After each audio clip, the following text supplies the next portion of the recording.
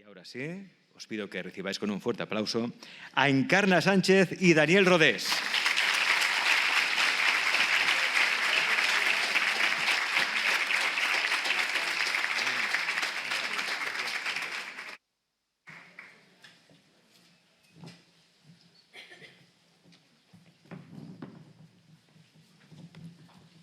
Buenas tardes. Buenas tardes. Bienvenidos, bienvenidas a los presentes, a los ausentes y a los que están al otro lado con el live, que nos están viendo desde todo el mundo. Así que hoy vamos a hablar de los dioses egipcios. ¿Por qué es tan importante hablar de una civilización, de una cultura tan vieja, tan milenaria hacia atrás? Pues porque es el conocimiento que fue ocultado durante muchos siglos y que ahora tenemos el deber y el derecho de recuperar. Cada uno de los dioses son un aspecto de nosotros mismos, ya que nosotros somos seres terrenales, mortales, pero también somos seres espirituales, tenemos esencia divina, somos dioses en potencia y todas las cualidades de todos los néter de Egipto están vivos en nosotros, solo que están con la puerta cerrada. Nuestra mente tiene los pestillos cerrados y no podemos verlos. Y si no abrimos los pestillos y quitamos la cerradura para que emerjan y salgan hacia afuera, no los vamos a poder usar. Pero que sepáis que cada uno de los dioses, que luego iremos hablando a medida que vayamos presentando esas divinidades, iré explicando el poder de cada uno y qué se mueve en nosotros. Pero lo primero que quiero que aprendáis es: no soy solamente una mente humana, soy una mente suprema, soy una mente planetaria, soy una mente cósmica, soy una mente galáctica y soy una mente ilimitada, perfecta, pura, porque soy Dios, el creador de todos los universos, porque todo lo que creó Él está en nosotros. Eso es lo que tenemos que recordar en esta conferencia, que cada una de las divinidades del Alto y Bajo Egipto, que ahora hablaremos de Alto y Bajo Egipto, lo que significa, lo tenemos dentro de nosotros y lo debemos de activar. Dejo a Daniel. Bien, pues muchas gracias por asistir. Bienvenidos, bienvenidas todos. Bien, el motivo de la conferencia es explicar algunas informaciones acerca de lo que sería la espiritualidad en el Antiguo Egipto.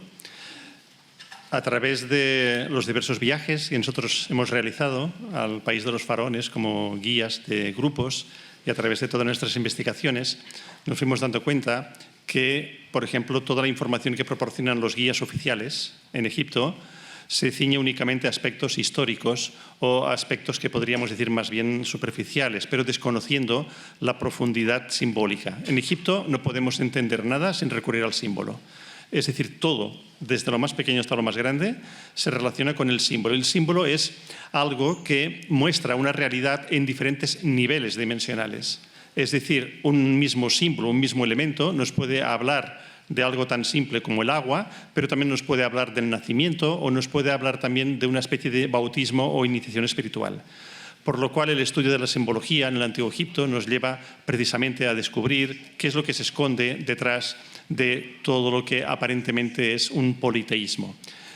Como vamos a desarrollar en esta conferencia, lo que veremos es de que los distintos dioses egipcios son realmente un camino hacia la espiritualidad. Esto lo vamos a tratar de explicar hoy. De manera que, sobre todo, lo que vamos a ver o tratar de explicar es que los dioses egipcios no son, digamos, forman parte de una mitología politeísta, sino que realmente en Egipto hay que entender que hay el sentido de un único Dios, pero que ese Dios va a manifestarse bajo distintos aspectos o formas. Con lo cual se formarán lo que llamamos cosmogonías, y estas cosmogonías son grupos de dioses que tienen un orden, tienen una jerarquía. Es como si imagináramos una pirámide donde arriba de todo sería el Dios más elevado, el Dios único, que a partir de ahí se van produciendo unas emanaciones y van descendiendo otra clase de manifestaciones que luego vamos a hablar de ellas. Bien, pues también aprovecharon que luego lo explicaremos, que en este Magic, en este certamen de Magic, presentamos justamente nuestros dos últimos libros. Ha coincidido justamente dos en esta ocasión. Uno es un manuscrito hecho por Encarna a mano, con ilustraciones también suyas, de los símbolos ocultos en el tarot, un manuscrito sobre los símbolos del tarot, y el segundo libro es precisamente el que corresponde al título de esta conferencia, La espiritualidad en el Antiguo Egipto. ¿Sí? Bueno, pues ya vamos a empezar a entrar en el tema, si os parece. Vamos a empezar. Bueno, aquí tenemos un rico tesoro de sorpresas, de sabiduría. Es el umbral del logro. Vemos un triste dibujo, simplemente como un buitre con su gorro, y vemos una serpiente con su ojo, y pensamos, es un símbolo más. Qué equivocados estamos. El buitre significa, con su gorro, el Alto Egipto. El Alto Egipto no es el Egipto que conocemos, que está en África. Es el espíritu de cada ser humano. Dios es espíritu, nosotros tenemos espíritu. Y el Alto Egipto, el vuelo, el buitre, es lo que se eleva, lo que está por encima de la materia.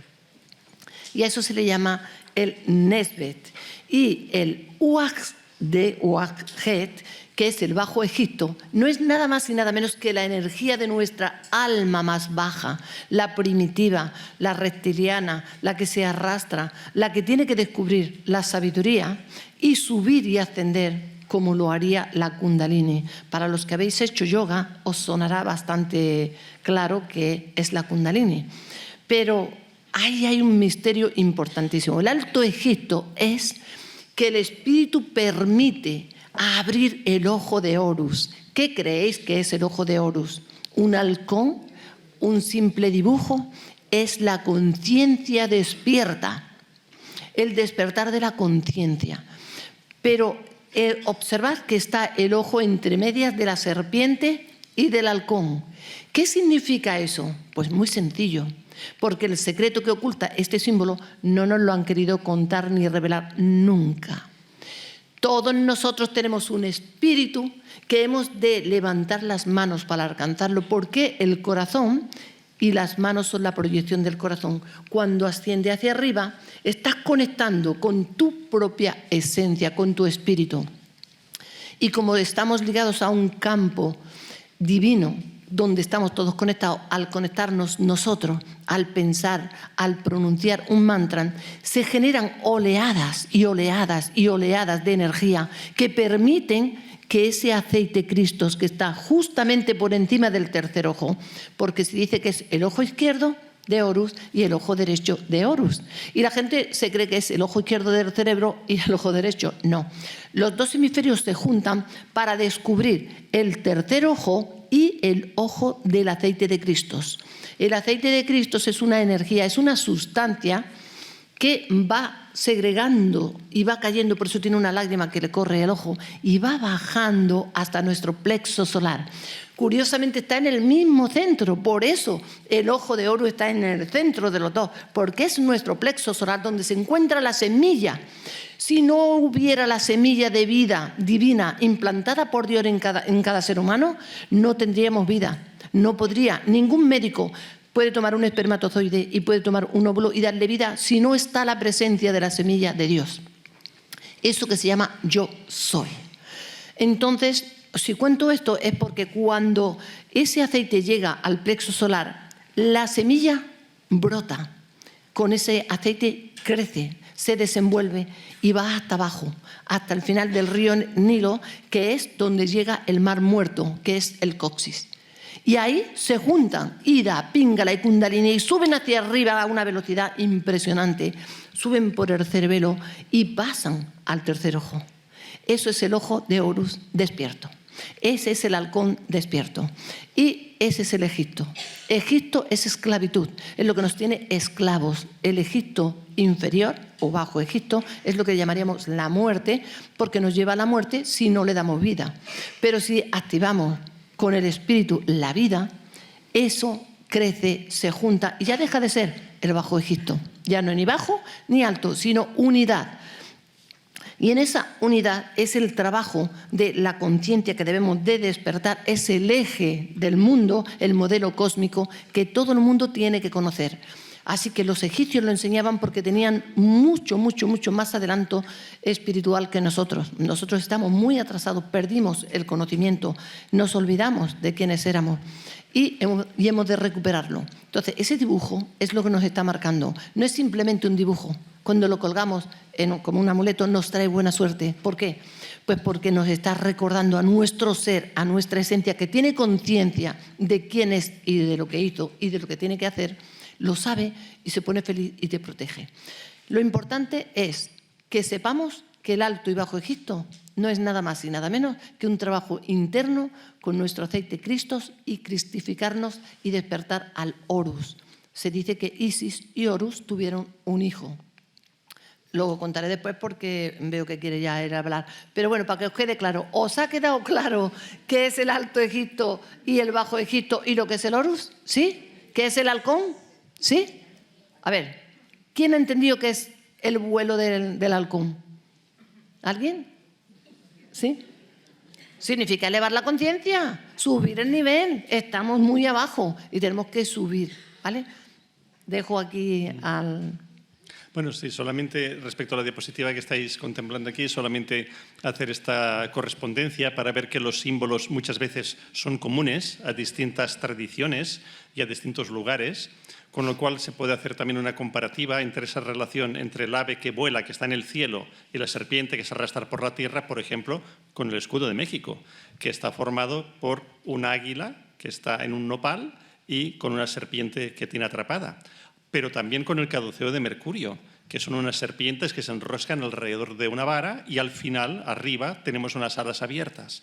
Es decir, vemos que son tradiciones absolutamente distintas, pero donde podemos encontrar algo común en los símbolos. Es decir, todas las grandes tradiciones utilizan unos símbolos similares. Las alas para indicar la elevación, para indicar el cielo, ¿verdad? Y la serpiente para indicar, como ya explico muy bien Encarna, el tema terrestre. Bien, queríamos ya empezar a entrar en el tema de lo que serían las distintas divinidades. Hay, como decía, distintas cosmogonías en Egipto. De hecho, en el libro que acabamos de publicar se explican varias de ellas, ¿no? Vamos a centrarnos en la más conocida de todas, que es la de Heliópolis, la Eneada heliopolitana, conocida así porque está compuesta de un total de 9 divinidades.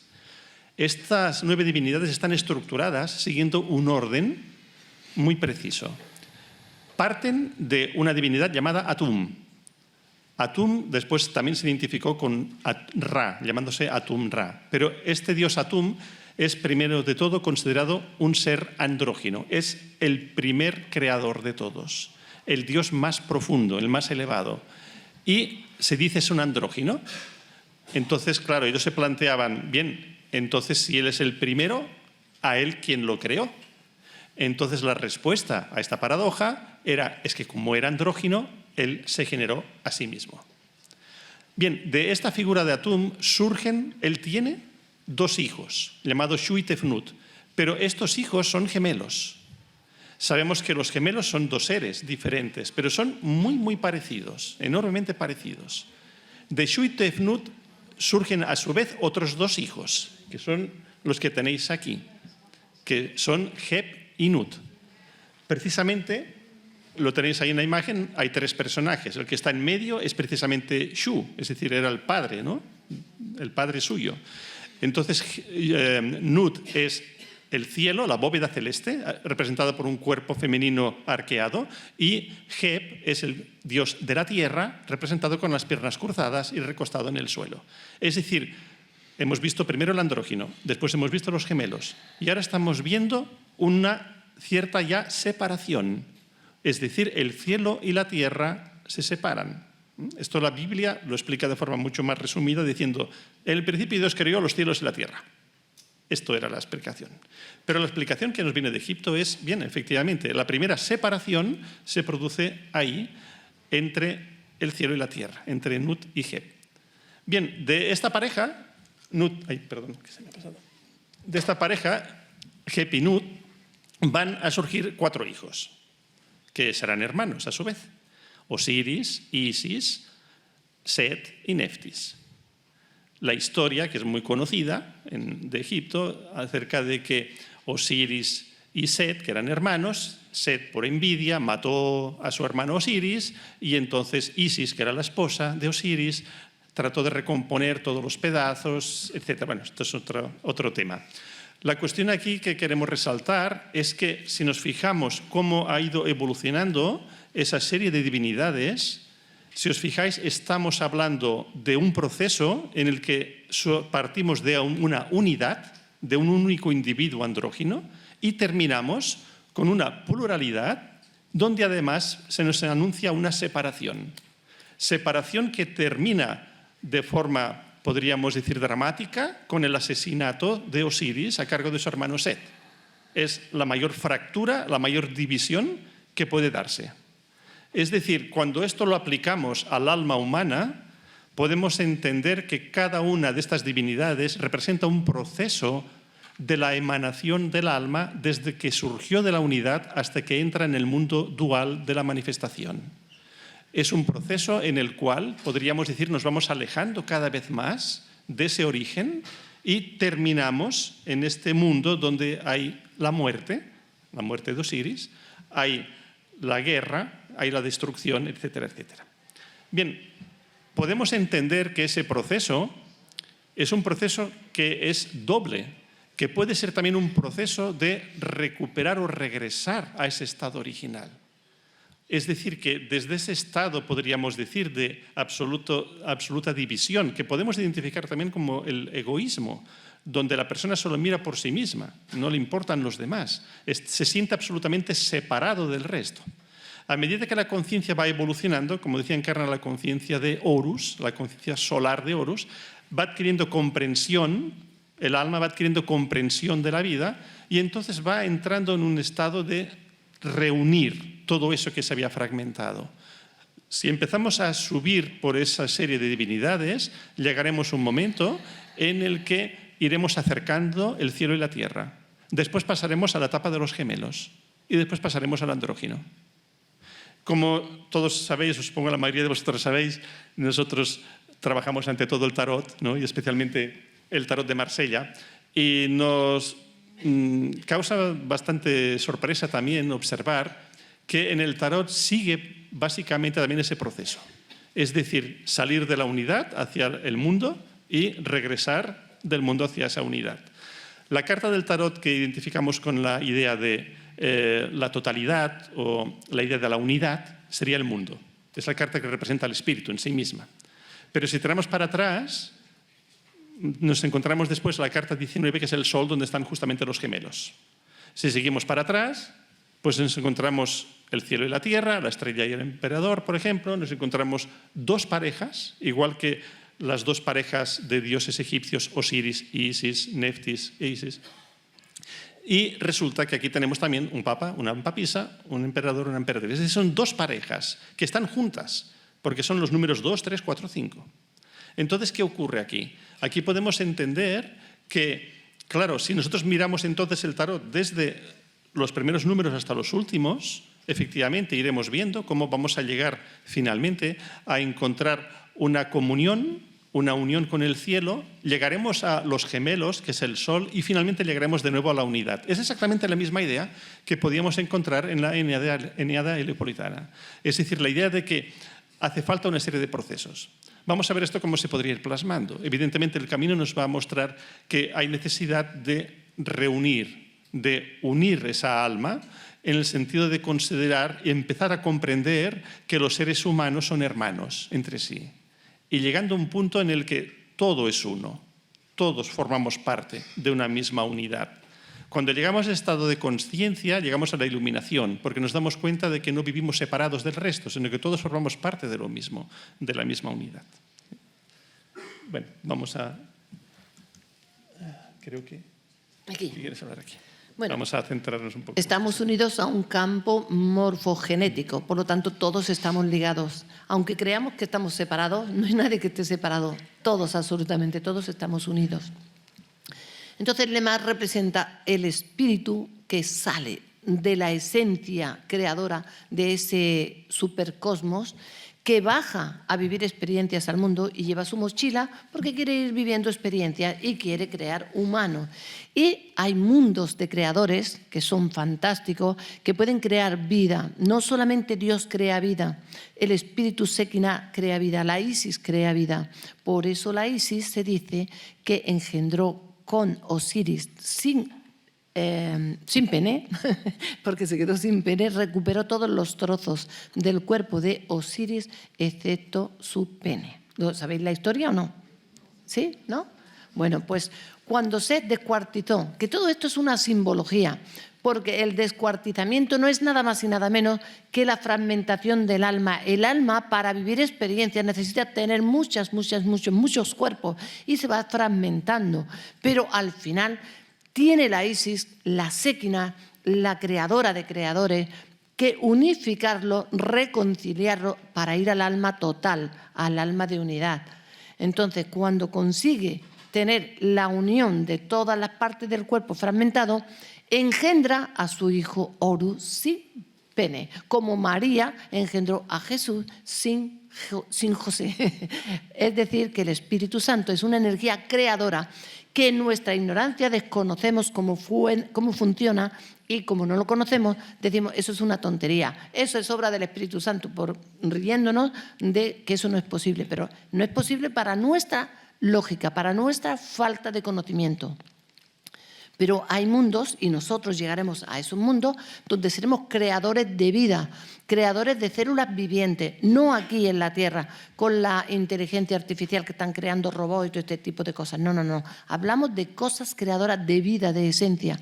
Entonces, la Isis es la Shekinah, que la Shekinah es la nada, y de la nada nace el todo. En la nada parece que no hay nada, parece que todo está vacío, que todo es oscuridad, pero en realidad no hay vacío. Está todo súper repleto de una sustancia generadora que da vida, y todo lo que existe en todo el mundo nace de ahí. Y todos los que estamos aquí hemos nacido de ahí. Por lo tanto, somos hijos de la misma fuente, del mismo Padre y de la misma Madre, aunque no lo comprendamos, porque nuestra ignorancia está muy lejos de entender, porque nuestro cerebro tiene limitado el conocimiento. Cuanto más avanzamos, más conocimiento se nos da. Lo que vamos a hacer hoy va a ser un ejercicio, si no os importa luego, de unidad. Esa unidad es pedir a la esencia, como hacían los antiguos sacerdotes. Usaban el sacerdocio de la magia, y la magia es reconocer que todas las deidades soy yo. Cuando ellos decían yo soy Isis, entraba la Isis en él. Cuando decía yo soy Osiris, toda la magia de Osiris entraba en él. Cuando decían yo soy Horus o Sekhmet o Hathor, cualquier divinidad, porque cada parte de esos fragmentos son energías que hacen cosas diferentes. Una da misericordia, otra da bondad, otra da creatividad, otra da inteligencia, otra da comprensión. Cada una de las partes, la protección, la Sekhmet es sanadora, pero en lo que más se basaban estos seres, esta unión de Osiris con Isis y de Osiris con Atún, que significa el espíritu. El alma se desprende del espíritu, va viajando y recorriendo, pero luego llega a convertirse en Atún. Atún es andrógino, significa masculino y femenino, el espíritu y la materia, el espíritu y el alma, todo junto. Entonces, cuando nosotros reconocemos esa unidad, ahí es cuando realmente se despiertan todos los poderes de Dios, la bondad, la misericordia, las virtudes, las potestades, todo lo que podemos desear de un ser humano que es un mago, que aquí en la Tierra se dice mago, pero en realidad hay muy poquitos magos verdaderos, muy poquitos, porque dicen conocer, pero no conocen la magia verdadera, porque no conocen la unidad total con el todo, porque no se identifican y no se creen que son ellos esa esencia. Entonces, claro, a base de leer libros y de leer historia, de hacer cursillos, pues se va aprendiendo, pero no se aprende con los libros, se aprende con la experiencia y con la alta vibración, sintiendo y pidiendo a tu ser que en las vidas paralelas, que son el mundo de los sueños, te muestren el camino para realizarte y atraer toda esa esencia. Sí, mucha gente no se lo cree, no lo entiende, lo ignoran, se ríen, se marchan, se alejan del conocimiento porque creen que eso es una tontería y que es imposible.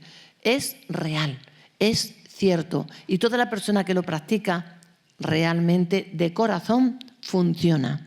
Por eso los egipcios enseñaban el conocimiento a unos poquitos, no a todo el pueblo. Recordar que en Egipto había 3 clases de enseñanzas.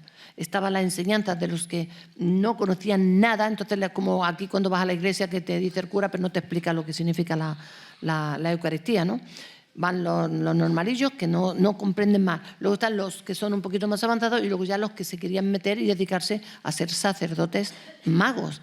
Entonces eso sí que recibían todo el conocimiento. Bueno, pues aquí nosotros somos todos, sin excepción, sacerdotes magos y sacerdotisas magas.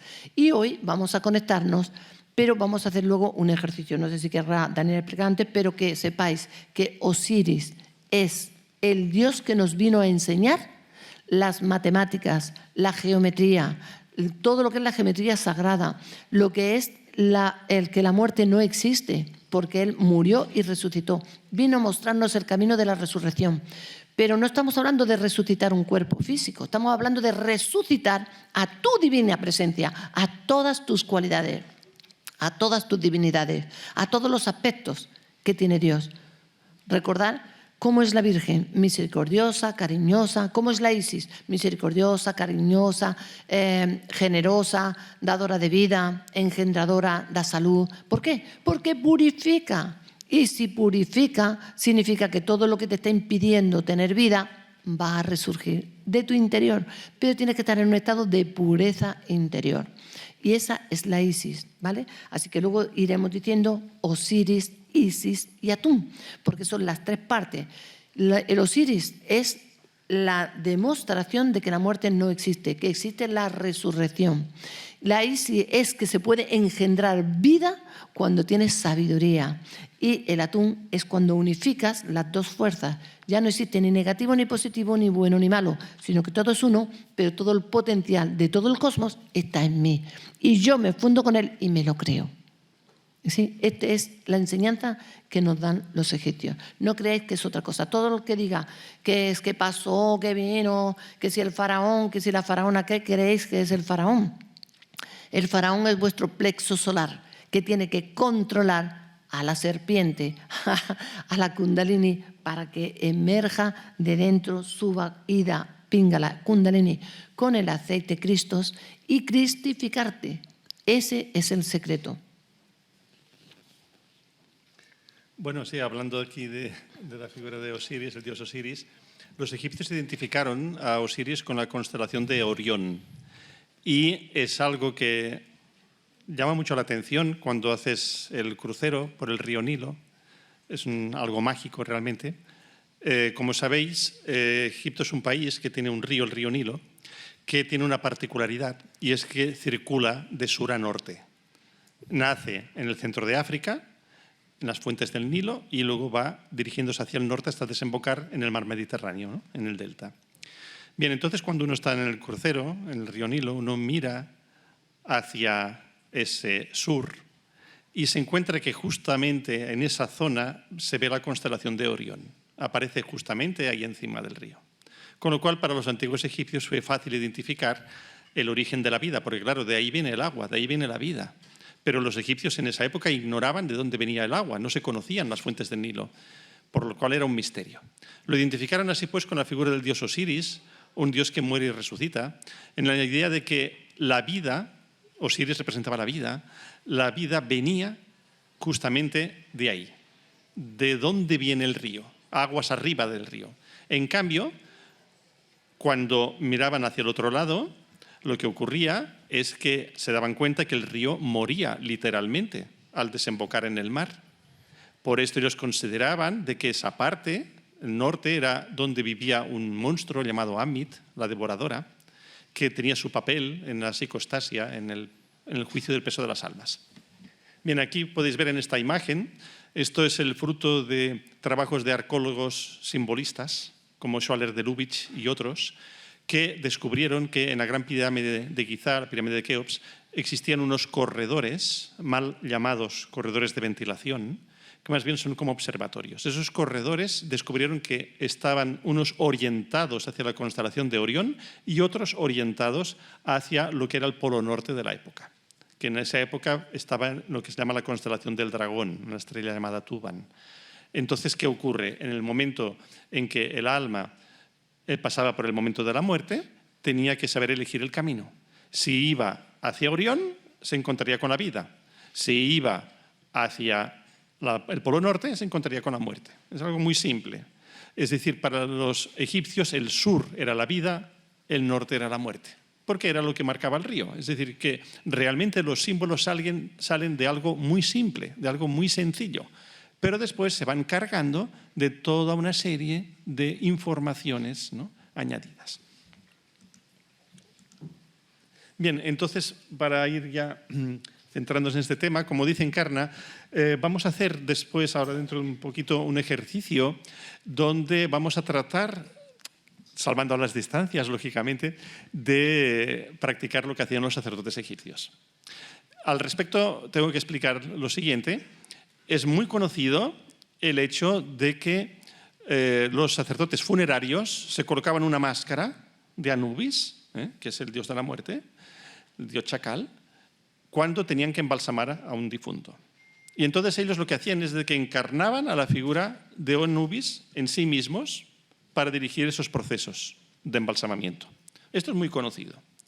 Pero una de las cosas que nosotros descubrimos en Egipto, esto se puede ver en el templo de Dendera, por ejemplo, es que los sacerdotes usaban distintos tipos de máscaras rituales.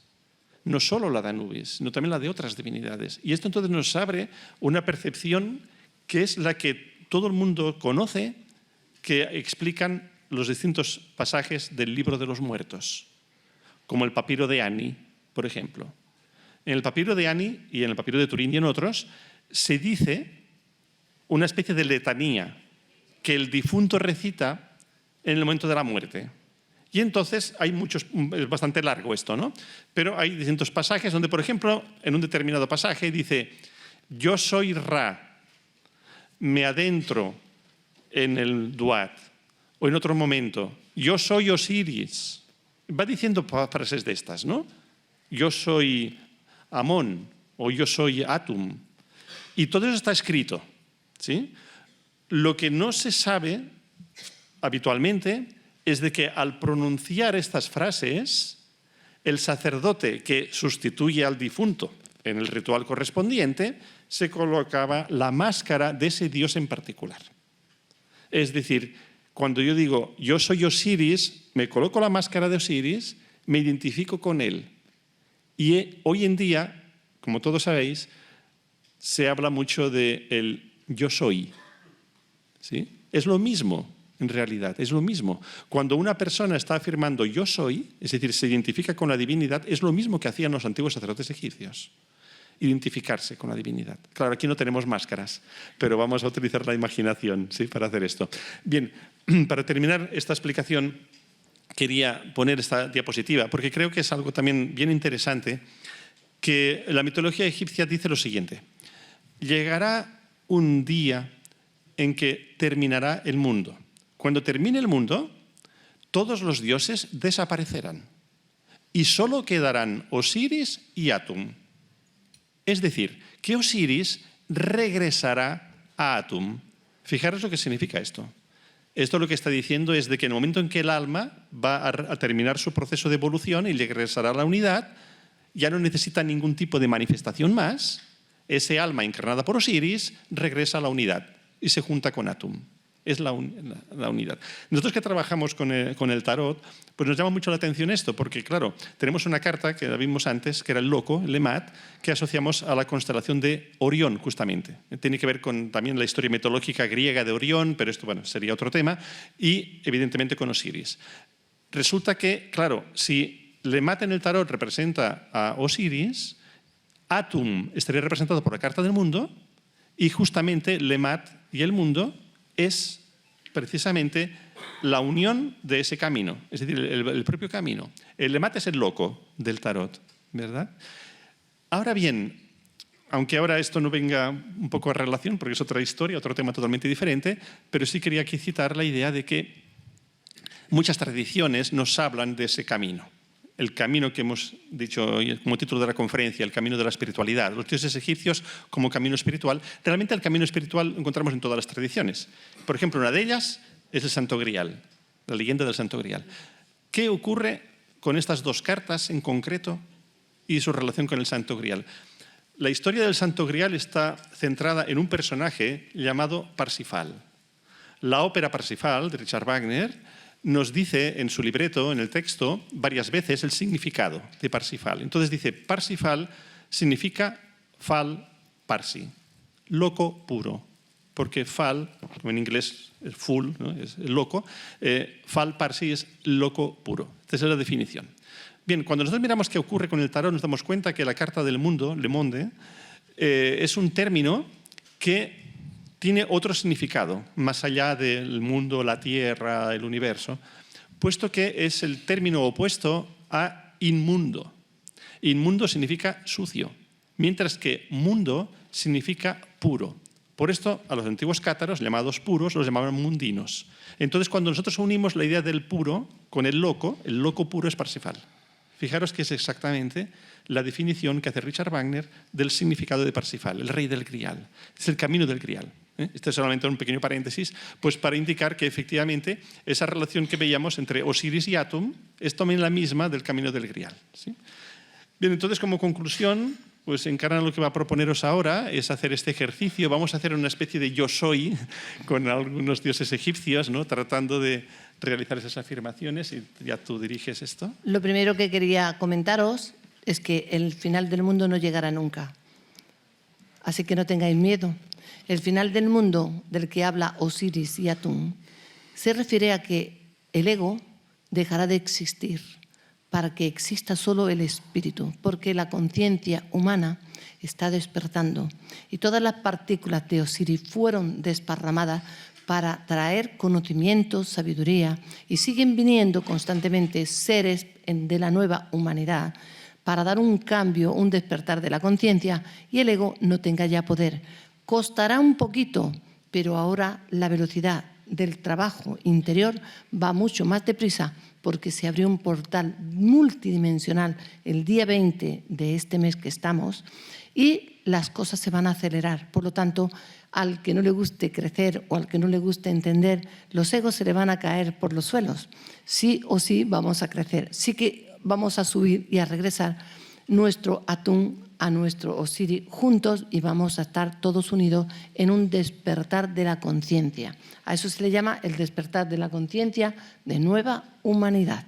Por eso yo insisto tanto en que me gusta tanto el programa de Francisco García, porque yo tuve una revelación hace muchos años donde Enoch, Sadot y Melquisedec me decían: la nueva humanidad será despertada a través de un programa televisivo y radiofónico, ya sea que entonces el internet era lo que menos se usaba, pero sí que tienes que ir a los medios y transmitir que la nueva humanidad va a emerger, y nosotros somos y formamos parte de esa nueva humanidad.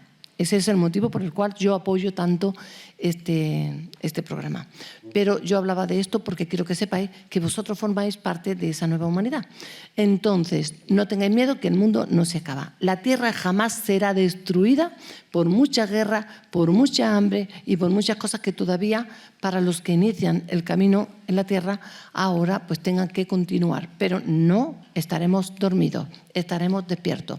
Y ahora os voy a pedir para que sepáis que el corazón tiene una proyección en las manos, y cuando subimos hacia arriba las manos conectamos con la fuente, y vamos a tomar nuestro móvil y le vamos a encender la lamparita, la linterna, pero la linterna la tenéis que poner hacia afuera para que todos lo veamos desde aquí. Vale, entonces se va la luz, se apaga completamente la luz, porque estamos entrando en la nada. La nada es aparentemente el vacío, y el vacío está repleto de amor, de sabiduría, de bondad. Ahí está Dios abriendo sus brazos para todos vosotros. Todos los dioses egipcios y de cualquier cultura están en esa nada, porque es esencia pura. Y con las manos hacia arriba vamos a decir de izquierda a derecha, de derecha a izquierda, los nombres que vamos ahora a pronunciar. Todos juntos diremos: yo soy Osiris. Yo soy Isis. Yo soy Atum. Yo soy Osiris. Yo soy Isis. Yo soy Atum. Yo soy Osiris. Yo soy Isis. Yo soy Atum. Yo soy Osiris. Yo soy Isis. Yo soy Atum. Yo soy Osiris. Yo soy Isis. Yo soy Atum. Yo soy Osiris. Yo soy Isis. Yo soy Atum. Yo soy Osiris. Yo soy Isis. Yo soy Atum. Yo soy Osiris. Yo soy Isis. Yo soy Atum. Sentimos que somos Dios, que somos el portal de los logros. Decimos: soy el portal de los logros. Soy el portal de la libertad. Soy el portal de la libertad. Soy el portal del amor. Soy el portal del amor. Y la mano de Dios está en mí. Ya. Y la luz se hace y vuelve y nos iluminamos y todos estamos despiertos e iluminados. Gracias. Gracias.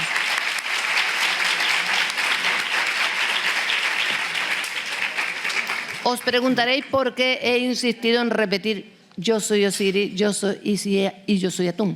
¿Por qué he puesto el código 9? Porque entramos en el 999, un código que deja atrás al 666, ¿vale? Gracias a vosotros. Os quiero a todos. Gracias por venir. Ahora Gracias por dedicaremos, os daremos un regalito, unos perdón. minutos. Vamos a dejar unos minutos para algunas preguntas. Pero antes de empezar las preguntas, quería terminar en esta diapositiva recordándoos que firmaremos ejemplares de nuestros libros en el stand de la Escuela LEMAT Internacional, que está justo arriba, aquí arriba del auditorio, y que aquí tenéis el libro de la espiritualidad en el Antiguo Egipto que habíamos citado al comienzo. Y vamos a entregar un regalito, que es una cosa muy sencilla, que es una margarita. Pero no es de la naturaleza, sino hecha de madera. Está hecha de madera, porque es el símbolo de la semilla de la vida, de la flor de la vida, de esa vida que hemos despertado ahora, afirmando: yo soy Osiris, yo soy Isis, yo soy Atum. Está cada una hecha a mano, ¿eh? Y es el símbolo de la humildad, de la libertad, de la entereza y de la naturalidad. Seamos todos humildes y amemos a toda la humanidad. Os quiero, os amo. Gracias.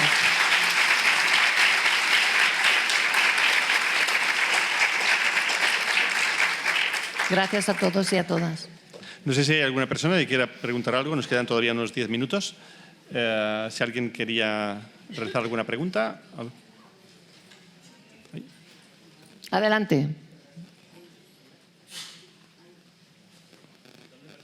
Allí ella. Hay un señor ahí. Muchísimas gracias. Me ha encantado el trabajo que habéis hecho y sobre todo hay una cosa que tal vez podría cambiarse. Sí. Es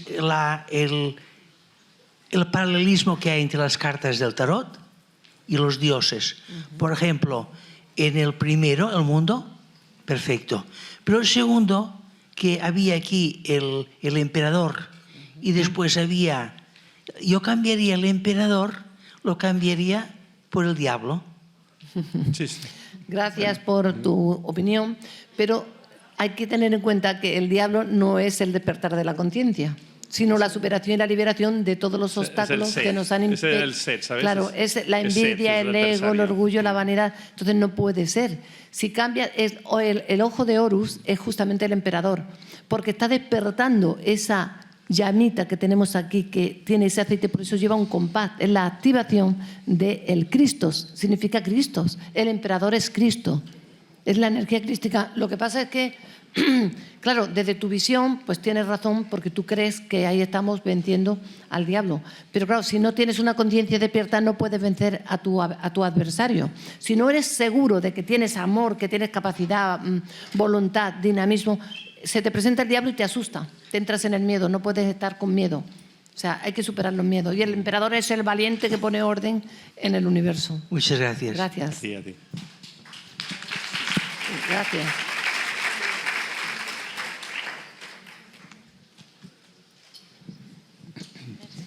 Hola. Hola. Yo Hola. quería preguntaros si vosotros hacéis viajes a Egipto con más gente o si organizáis salidas o algo así para saber. De cómo- momento, a corto plazo no lo tenemos previsto. Hemos hecho muchos viajes. pero Vale. de momento no lo tenemos previsto. Hemos de dado, todas maneras, sí. sintonizaciones, iniciaciones a lo largo de todo Egipto y de todos los templos que hay. Lo hemos hecho. En el último era de risa porque ya estábamos en un desierto donde estaba aquello súper vigilado, que ya no van los turistas ni nada. Y decíamos, los guardias estos no nos van a dejar hacer el ritual. Y yo, pues me tuve que burlar como el diablo. Y dije, sí, tú no nos vas a dejar que terminemos el ciclo. Me tiré al suelo diciendo, ¡ala, ala, ala! Y, no, y me dejaron hacerlo. Pero en realidad Alá y Yad es lo mismo, porque Alá significa el amor a la mano de Dios, a la mano derecha, allá. Alá y allá es lo mismo, es Yad. Gracias. Te avisaremos, déjanos tu nombre y te avisamos. Gracias. A veces hay que engañar al diablo. Claro, no me dejaban hacerlo, pues yo me tiré al suelo diciendo ¡ala, ala, ala! Y lo que estaba haciendo eran mis rezos y mis rituales. A mí... Sí. ¿Alguna preguntita más? ¿Cómo? 22. 22, 22, Bueno, en 22. el último viaje hicimos Sí, 22. meditaciones, o sea, teníamos el propósito de hacer 22 meditaciones de 22 templos distintos y lo conseguimos. Lo conseguimos. ¿No? O sea, el programa 22, se cumplió, ¿no? Los senderos Los 22. Sí, sí, sí, del sí. árbol de la vida. Sí. También lo que hacemos, hacíamos, es visitar lugares que no son demasiado frecuentados por el turismo, para tratar de captar mejor la energía original del lugar.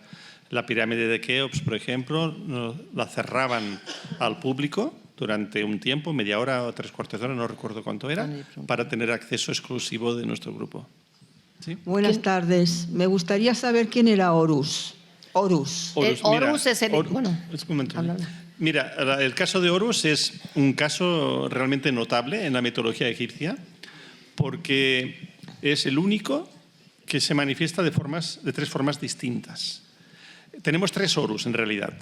Está Horus niño, que se llama Harpócrates, está el Horus adulto y está el Horus anciano, que se llama Aroeris. La idea de que haya una divinidad que con el mismo nombre, que se manifieste de esa forma como niño, adulto y anciano, evidentemente nos habla de una evolución en el tiempo. La Por conciencia. tanto, a nivel simbólico podemos decir ¿qué es lo que evoluciona en el tiempo? La consciencia, el alma, la evolución espiritual en definitiva. Entonces, Horus está asociado al sol en Egipto. Esto lo sabe todo el mundo. Todas las estatuas que hay en Egipto de Horus están orientadas a la salida del sol.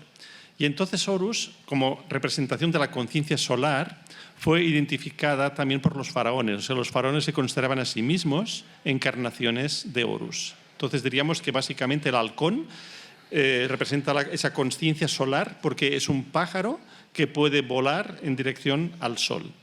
Y claro, en Egipto no existen las águilas. Su equivalente en las rapaces sería el halcón, ¿no? Y por esto en otras tradiciones ese papel lo juega el águila, en Egipto lo juega el halcón, y Horus es, como decimos, asociado a la conciencia solar, básicamente así. Pero representa la conciencia despierta. Sí. Gracias. De nada. ¿Alguna pregunta más? Allí. Gracias.